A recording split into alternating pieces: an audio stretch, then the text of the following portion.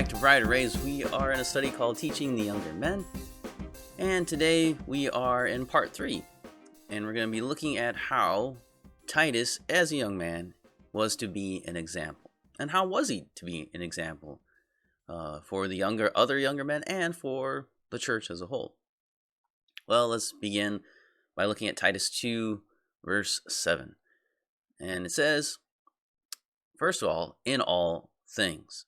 The sentence in Greek begins with the phrase, in all things. So the emphasis here is on the totality of being an example.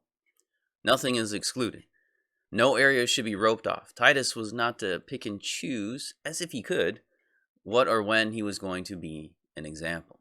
In every aspect of life, he was to be an example.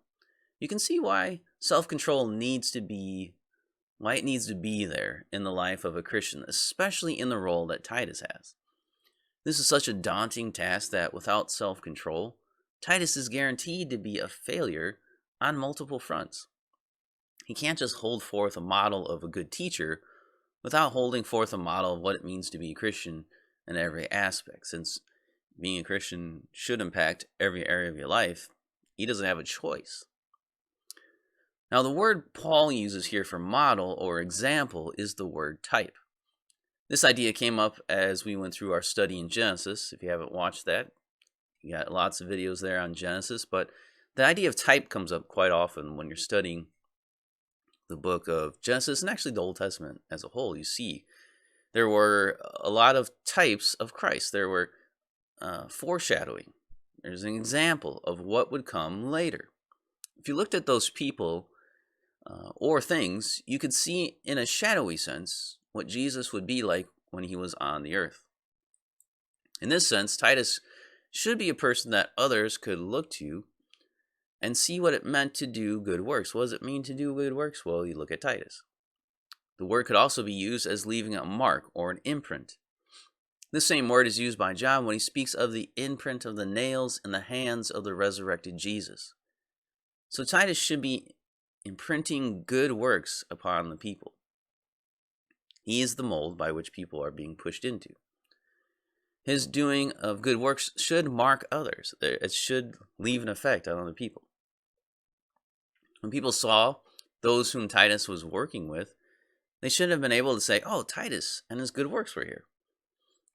That's how it works.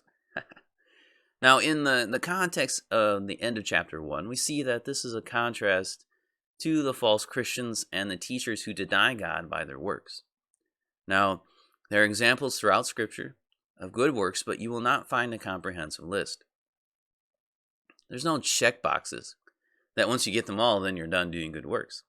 What makes a work good is that, first of all, it's not sinful, and B, it must be done by and through faith in God.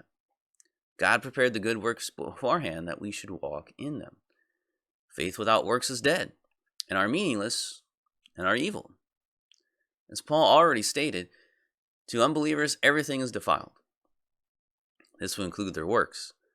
But the contrast, as in verse 14, where we find who gave himself for us to redeem us from all lawlessness and to purify for himself a people for his own possession who are zealous for good works.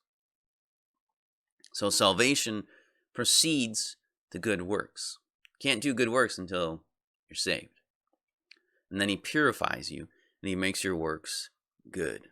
Before there was bad works. And so there you won't find a list of good works because the life of a believer should be one good work after another. They take on all shapes and forms at different times and in different situations. When you're young, you might help an old lady across the street. When you're old yourself, you might encourage and build up that kid that just helped you across the street. Regardless of the form, the works must be done in faith and by faith in God. That's the two priorities. In faith and by faith.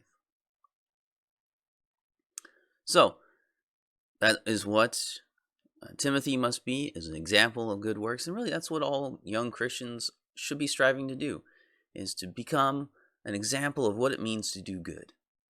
To show other Christians what it means, and to show the world this is what it means to be a Christian, to do good. We'll end here for today. We'll come back next time. We'll look at how part of Titus's job was to provide a message. And what kind of message was he giving? Part of it was good works. But we'll continue on next time and see what more is there for him to do. So come back next time.